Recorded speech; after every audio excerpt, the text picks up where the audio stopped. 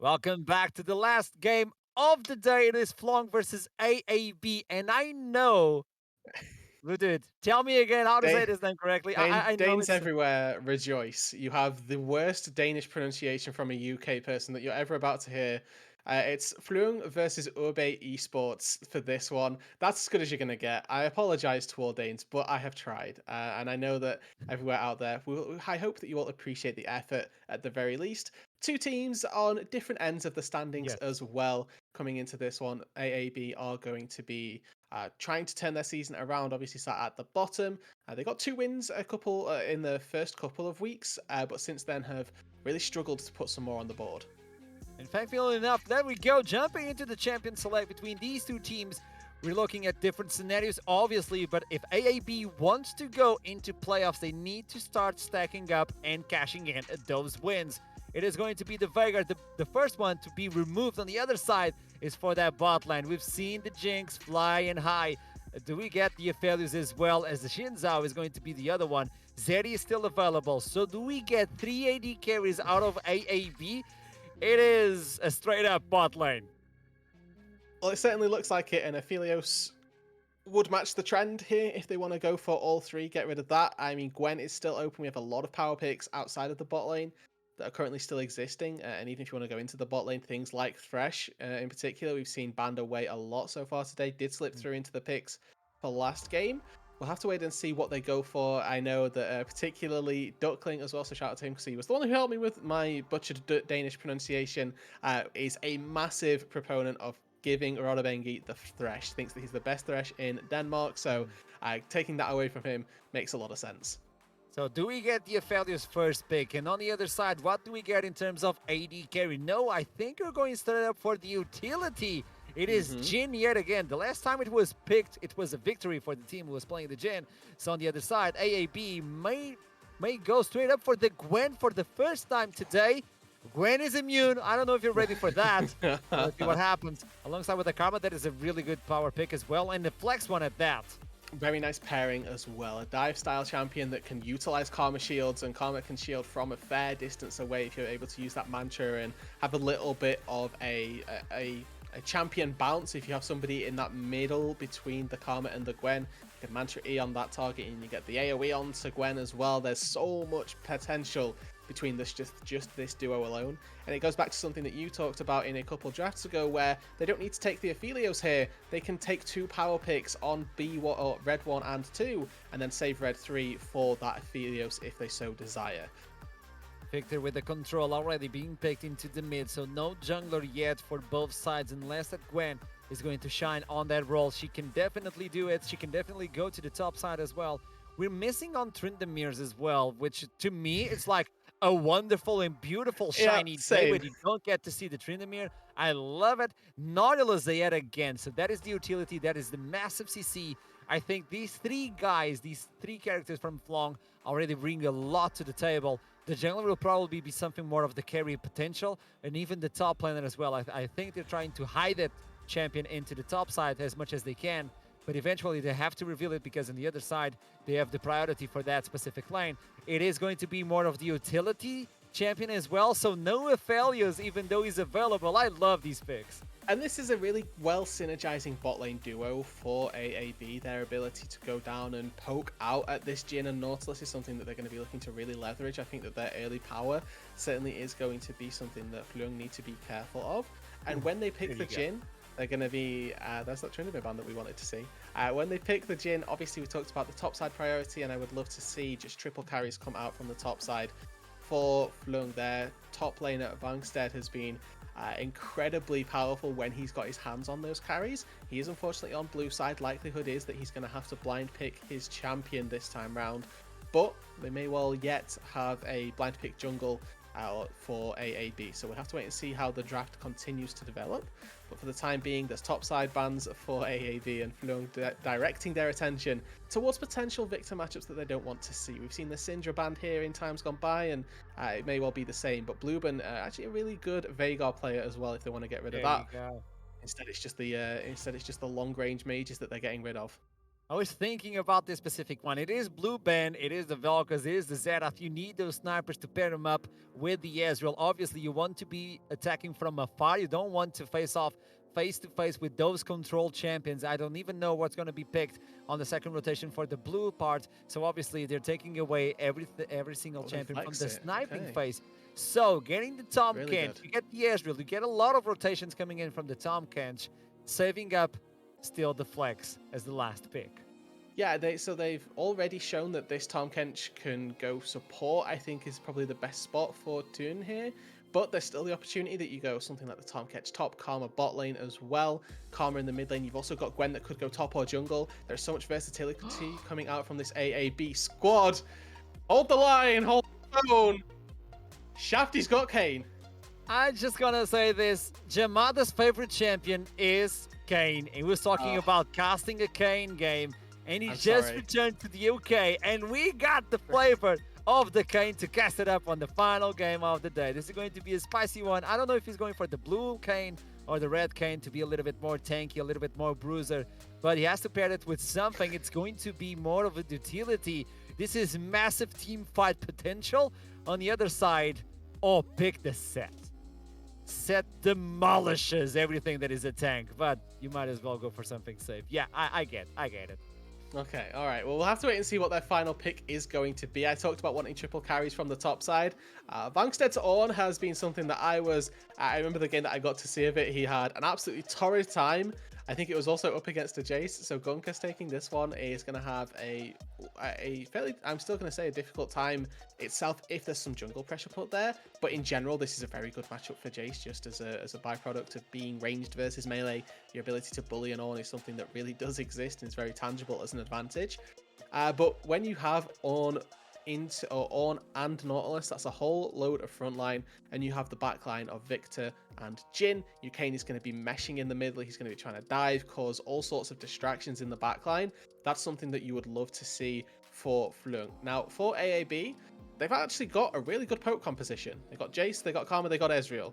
Karma's poke, as we get later and later into the game, is going to certainly die down, and relying on mantra Qs as that magic damage is not what you're hoping for, but they've got Gwen to supplement the magical damage as we go later and later into the game. So a lot of emphasis on Bobus, who I think is actually one of the shining stars for this struggling AaB roster. Both him and Blueburn have been the 2 points that I would like to draw attention to and say that this is a real chance that they can try and play through the mid jungle. Their issue is that they're currently double AP, so Merc Tread value for the mid laners is incredibly high, potentially for Shafty as well on the Kane. Getting those Merc Treads early really will help you out if you end up going for those fights. It is a weird composition coming in from AaB. They have a lot going on, but not a lot of front lines. And if a massive team fight occurs, and if there's not a big lead, they might falter. And this is a game that they are not allowed to lose. On the other side, obviously, Floeng are comfortable where they are in the split. They obviously can take more victories to stand themselves in the middle of the pack, in the middle of the standings. And this could be the game throwing them off into that position with the Kane for the first time. It's going to be my first Kane as well, at least this split to cast it off. So I really want to know, is this a blue Kane? Is this a red Kane? I think we're going to get it as soon as we jump into the Summoner's Rift to see what sort of keystone he brought in.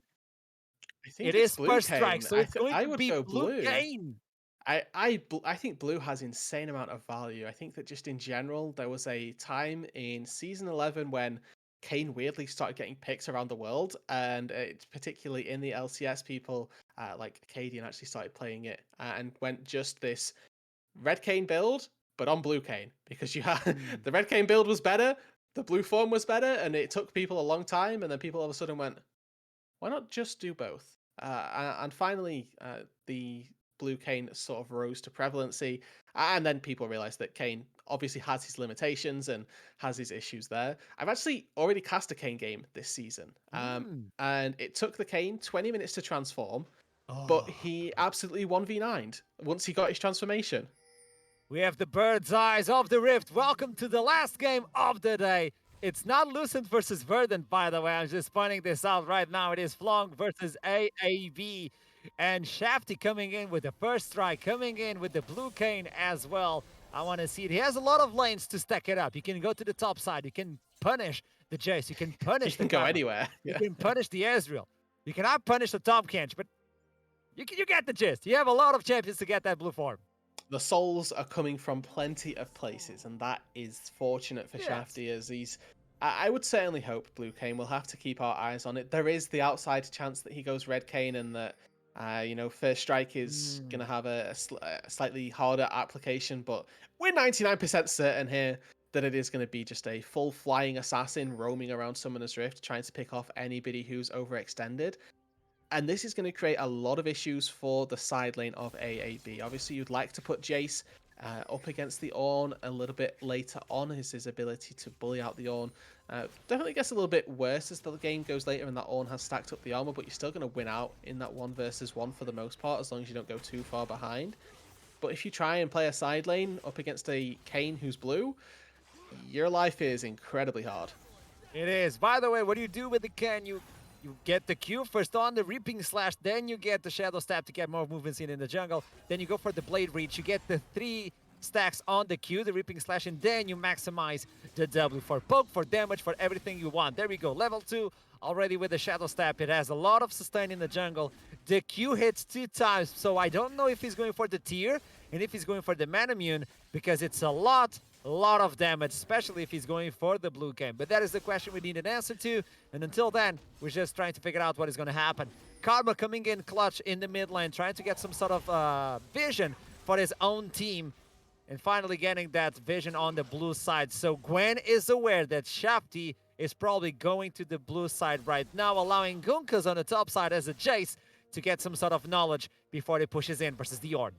Yeah, the timing on this top wave is certainly going to need to be very tight here, because he's not yet pushed it in. I'm not quite sure of the wave state up there, but as long as this Jace doesn't really find too many issues, he's skipping the blue. So they knew, actually, this is really important. Errol was able to put or not even put a ward down, but spotted Karma going for this ward. So they know that the Kayn, or they know where the blue buff has been warded, and now Shafty has an opportunity to cheat that vision, which is giving the safety to Gunkas right now, and now he's just dashed in. Gunkas is in trouble. The flash is available. This could be the first blood. No one around to protect him. Gunkas is going to try and turn it around. I don't think this is going to happen. This is Shafty coming in. This is Shafty looking for the first blood, and he surely enough gets it. Kayn's on the board, everybody. We get the first blood onto the Kayn. Blue souls are being farmed. Shafty, with some wonderful manipulation of the vision, puts himself into the top lane and finds the gank angle. Blue buff's still not been taken. He doesn't care. Now he's going to show himself on that ward, but that's of little consequence given the first blood's already gone over, and he's getting himself 400 extra gold pieces for that one. Errol getting that vision and knowing that Blue Ben went to the blue buff. Okay, they have a ward. You have to play accordingly. You got Gunkas out of position more than enough. This is such a good kill to start off. Obviously, you don't want this sort of lead to the bot side. You want the Ezreal just farming it up, stacking it up. You don't want to play for the bot side. You want to play for the top side. You want to get Shafty rolling in, and that's exactly what he gets. Look at this. This is a tier. This is a Serrated Dirk. This is probably, I'm going to say 90% sure this is the blue Kayn. Okay, he's full build. He's full build already. He's full build. That's the dream recall for any Kayn, honestly. If you're going blue Kayn, having tier, having the Serrated Dirk, you feel so good about your build path right here, and all of your fights, any sort of action that you're going to be taking come the later stages, even of this early game. Having a Serrated Dirk to take up against a Gwen who has 0 armor and isn't going to have armor for a long time is going to feel so good. Look at the carries as well from this AaB roster. Look at who they're playing on this AaB roster. There's nobody that's going to be building armor for a long time. Gone are the days of blue build Ezreal where you would buy an Iceborne Gauntlet and get a ton of armor for free. So you are going to have to play incredibly safely, incredibly wisely if you don't want to get taken down. Now, to credit Talking AaB... about wisdom, look at the vision. The way AaB are doing him, they're doing him dirty, man. They're putting a lot of wards. They're trying to stop him, but it doesn't matter. This is not an Evelyn. He goes across the wall. Exactly. I was just about to credit AaB for their vision, because they are trying to keep a track on this Kayn. Make sure that he's not able to just farm those souls for free. But now he's completed his full clear, and now the question becomes, what does he do with his time? Going into this top side may well look to even try and find a dive onto Gunkas. There's a fair few possibilities. Bongstead is going to hit 6 very soon here, so with that, they could well look for something, or they could just force at level 5. Oh, he's sneaky. He's looking around the wall. He knows where the minion wave is. The wave is pushing towards Vangstead. Here comes the horn. Here comes the Gunkus with the flash. It's not enough. By the way, Shafty is still not level 6, so he needs to leech a little bit of this experience to get himself his ultimate, the Umbral Trespass. I know Jamad is watching this game. By the way, I got to cast it, baby. And there you go. 1 kill so far separating these two teams. So not a lot, and Shafty is still level 5, still looking for the level 6. I don't know what he's doing right now. I know he wants Gunkus, as the flash from Gangster is going to be used. The Jace is in jeopardy. The flash is down, and so is the body of the top laner, as Vanks is celebrating this one. And in the bot lane, they got to kill 2v3. 2v3, they turn it around. Bobbas now is immune, but they don't care about Bobbas. They want the Ezreal. Ribery is running. Look at those shoes. It's not enough. You can count it to 4, the weapons of Goofy, and you can count it to 4 for the kills of Floeng. Floeng are turning up on all sides of the map. 2 kills in the top lane, 2 for themselves in the bot lane now, and they are demolishing AaB's early game. They've been able to track the Kayn to an extent, but an overextension by Gunkus costs him his life for the second time in this game. And I don't know what happened down in the bot lane, but Rodabengi and Gufe able to turn the fight around despite the gank from Bobus. He was just insane getting the 2 versus 3 kill. Okay, this could be a jungle fight out of nowhere. Bobbas is still in level 5. He needs to step up. He needs to get a level 6 for the Gwen to be as useful as we usually see when the Gwen is immune and the Gwen is just demolishing everybody. I think we have a replay ready to go in. And there you go. It starts off as a 2v2. Ah, that makes a lot more sense. The Guff is, getting the start off and then... That's not what you like to see. Ignite does enough job. Yeah, Bobus is there for moral support, unfortunately. There's not a lot else to be said. And then we got to see this part where Gwen might be immune, but Ribery, unfortunately, is not. Another kill. That makes it 4 for Goof, for the Jhin as well. Let's see the items. It is scaling for Floeng at this point. On the other side, AaB are looking to scale as well. They have the tier on the top side. They have the tier on the bot side as well. But the Gwen is sitting with only a blasting 1, by the way. Now, neither of these junglers have actually based since their first bag. It's worth remembering that Kayn came out of base with the tier and the serrated Dirk, has since put up 102 stacks on it, and the Gwen obviously came out with a blasting 1. So they've been making their impact felt on the jungle camps more so than anything else. And Shafty in on the top lane. Now, this is going to be a 2v2. It's going to be another dive, and Bobbas is not allowed to get closer. Gunkus going down for the 3rd time. You want to get the split pusher, but in order to do so, you have to survive the laning phase. Yeah, I looked at the minimap, unfortunately, didn't look at the health bars. I knew Bobus was nearby, but he was no way in a position to try and help defend against that dive. Would have just been giving over another kill. And now 0 and 3 for Gunkus. All credit to Vangstead for his ability to weather the early game of a Jason, then purely punish him, using this own horn to Call of the Forge God every single time it's available. Gunkus with no flash that time gets punished once again. And I feel bad for these mid laners, honestly, because nothing has gone on in their lane, and one of them's going to win, one of them's going to lose. Tuna is trying to fish again, but the last time he did it, he was the Tuna. So he needs to be careful at this position right now. He's going to get fished, locked in, brought down. You're tanky, but I don't know if you're tanky enough. Nautilus trying to run away as a mystic shot goes wide. Curtain calls. That's the first shot. Ribery trying to run away. Bobbas is trying to help him. The 4th one goes into the face of Toon, but it's not enough to get the kill as Bluebrand comes in clutch. And look at Shafty trying to chase him down. Boobas just running away. And Shafty with the level 8 and the ultimate as well. A little more. There's the Gwen. Be careful with the snips. Be careful with that. Shafty needs to play defense now. He has the Brawler's Claw, by the way. This is going to be mega offensive, Kayn. Blueman gets a little bit too antsy, had enough of that farming in the mid lane, and finds himself down in the bot side to get a first kill. We do get to see some nice responses from AaB here. They get a kill for themselves in the bot lane. Now, unfortunately, Blueman's build path would suggest he's heading toward the Moonstone, and I hope it's a Moonstone and not a Shirelia's. I'll touch on that a little bit later if we need to. but this is not the kill allocation that you would like. You've got 3 carries on the top side of the map in this game for AaB. Karma, unfortunately, not one of them, despite the fact that she's going to be sitting in the mid lane to collect all of those creeps. Now, you touched on the Prowler's Claw, and we're going to get to see it firsthand. Blue Ban getting low. Let's lock in. She's dead. There's nowhere Karma is going anywhere. Blue Ban, Oh, no no. flash available. Gets punished. There's a dragon available. Meanwhile, AaB are trying to secure some sort of vision, but it's all in control now of Floeng. He has to have transformation soon, right? I think He's got 4 kills, all on ranged champions. There's no way that when he goes back to base, there we go. Yeah, Shadow Assassin ready. So at the bottom left there quickly. He's going back to base. He's going to hit that 11 transform. minutes in. 11 minutes. It's certainly better than the 20 that I had last time. Rudu, this is gonna happen.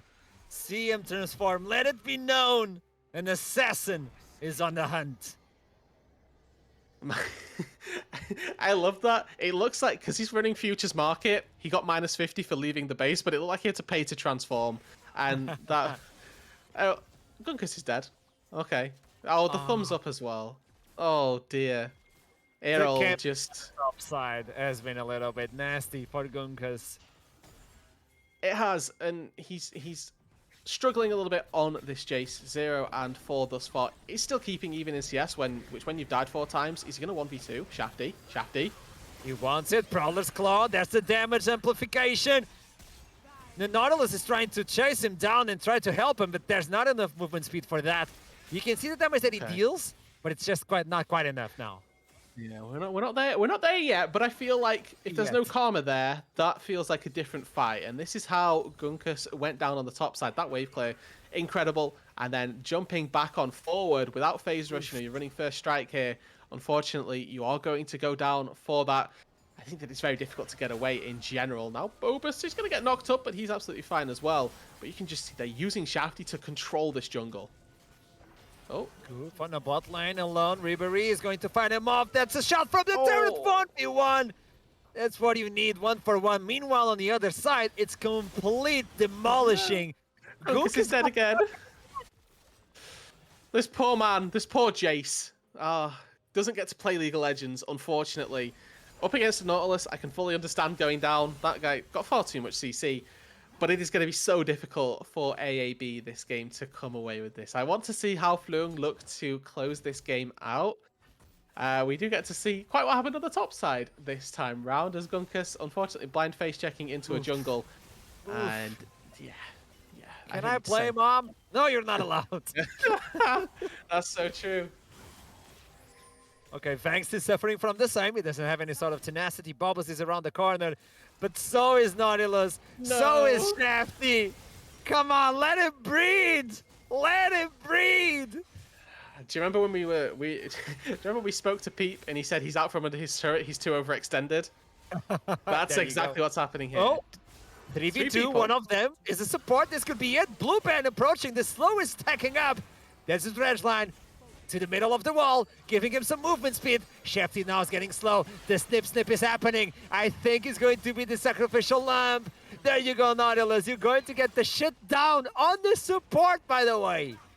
Oh, that is the feels bad, man. But overall, getting the kill onto Rodobengi, obviously going to be very good. Getting any form of gold injection is what AaB need. But now Shafty, he sees the target. No. Gets another target. That's a lot of damage. There's no tape that can fix that. Toon now getting burned by Vanks. 1v1, but Shafty's looking for the prowl, looking for the kill. Toon comes in, but doesn't matter. Vanks gets the kill nonetheless. And these two ID carries, I mean, just as farming away. Errol gets the kill. Storm. Oh, Ribery with the juke. He broke his ankle. That was a really good arcane shift to get out from the damage. Unfortunately, it still means that turret is likely to fall. Gunkus, he could defend it. Now, if he gets this defense off, that's going to be pretty successful. But, oh no, Rodobengi. He sees Gunkus, he's going to home on in at him. He wants another one. Rodobengi is looking for it. Gunkus is full HP, but that could turn south really fast if Errol both of them focus fire. Oh, he's stepping away from the turret. He's stepping away from the turret. No. Gunkus, why? There's nothing to be done except defeat, and he's going to take another. 0-7.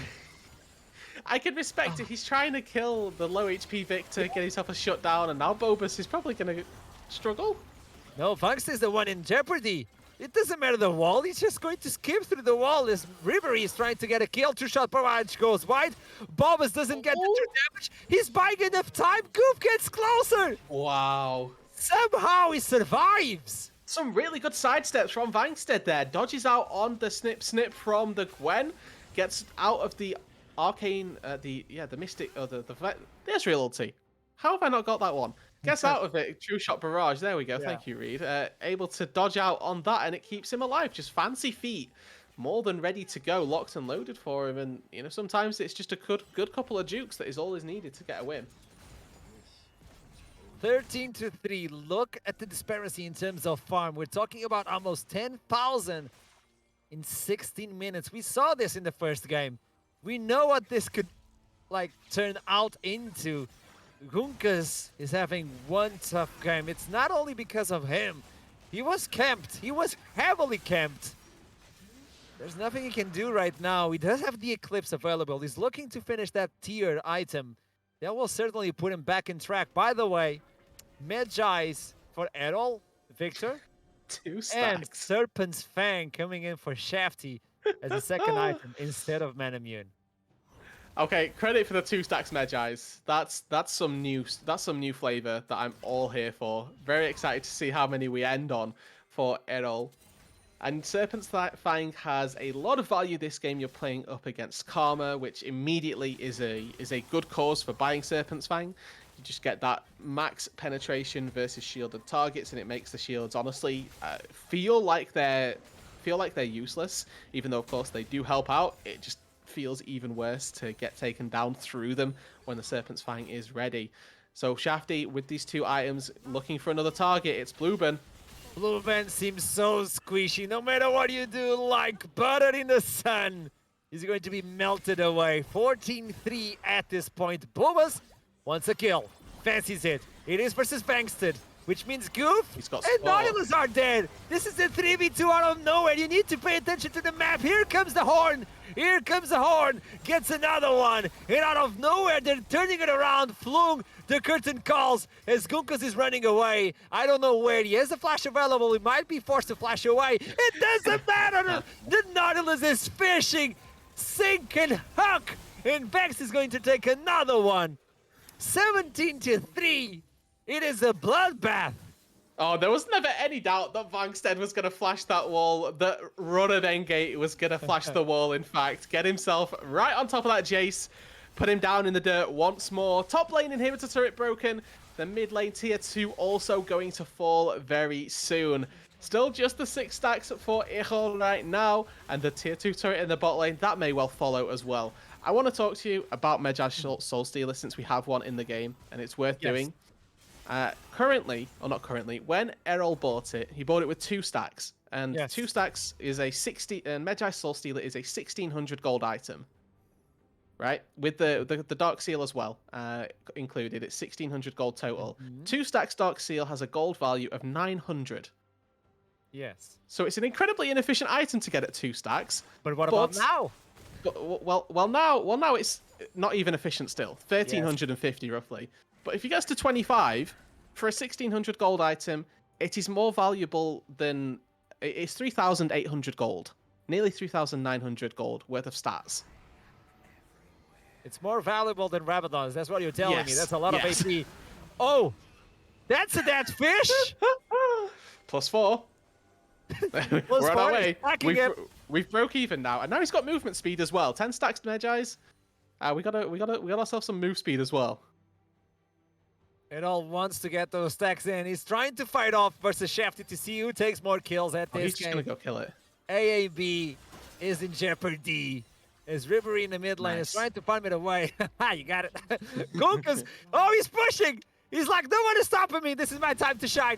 He needs to get those T2. Well, Roddenengate neglecting his duties right now of killing this Jace, and instead is killing the Baron, so we can allow him one misstep here. The Baron going to go down in favor of Floeng, and with the TP down from L, it means that this tier 2 is not going to be taken. Can he 2v1 this? Mejais will lose a lot of value. Bobbas comes in hot. He gets the stopwatch. It's more than enough. That's a double kill. Errol goes wild on the Rift. There's just no way. There's no chance of survival. This Victor is insane. He's got a Medjai's now 18 stacks ready to go. 2 full items completed. The perfect stopwatch, and the Chaos Storm just tears AaB a new one. Victor from Arcane absolutely tearing up the Rift. Evolution, just as Nightmare would say at this point. This is 18 stacks, and we have a replay of what happened. Oh, we didn't need to do this to them. This was sad.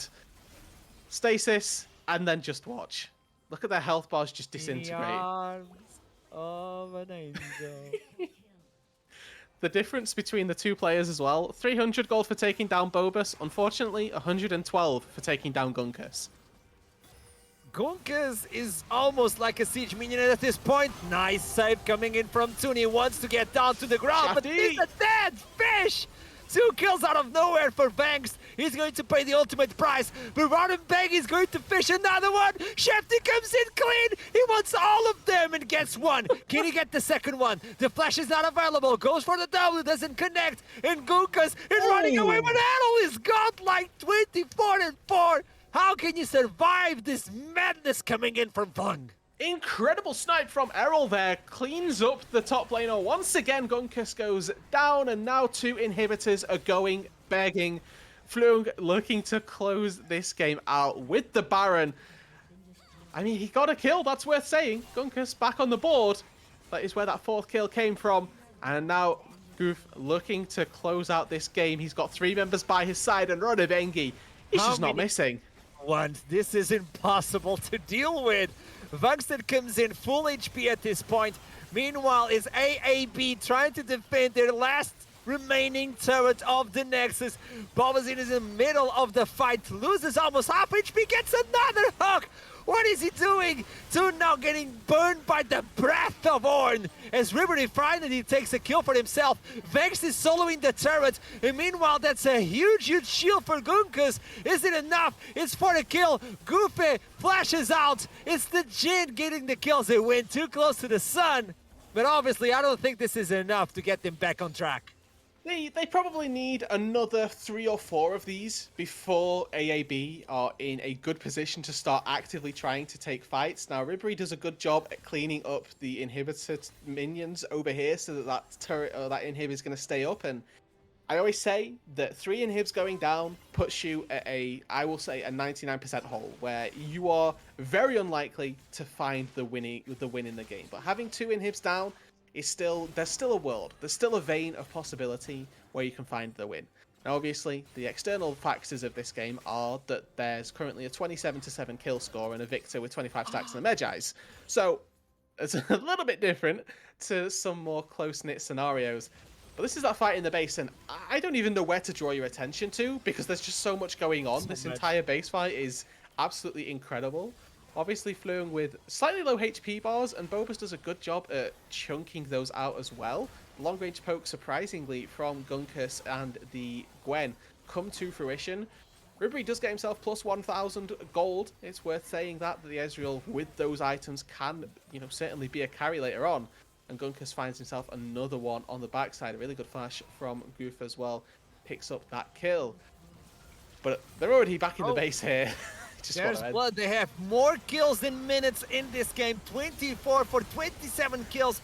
Boobas is immune, but when he's outside, Toon falls way too early in this fight. A fight to push them back into the fountain, but to push them back into the fountain as bodies, as Ribery is really low and he gets outplayed by Roddenberry. He's finally going to go down. Gunkus looking into his bodies of the teammates as the Nexus goes down for another victory of Floeng. 6-1 and 11 for Shafty on the Kane. Jamada will be very happy with that one, and Errol on the Victor as well. Ending with those 25 stacks, was able to cap out and get the Rabadons as well in there. A very well played performance by Floeng, and I can't wait to get the interview on because I've got so many questions for this one, because that early ward and the early communication between you are spotted on blue if you go. Whew, chef's kiss. Beautiful. It was clutch. The idea that he went from the side, get the grump, ignored the blue buff, adaptation in the jungle. That's exactly what got them the early game. Because if it wasn't for that first play, let's be honest, Jace versus Ornn wouldn't be that easy. No, it wouldn't. You're quite right. That's that's not the matchup that obviously it was R5 picked for AaB. They wanted Yeah. to take that one, and unfortunately, it got made very uncomfortable for them. So Floeng with the victory on this one. So we're going to toss it to a little break, and I'll be right back with you all for the interviews. So stick around.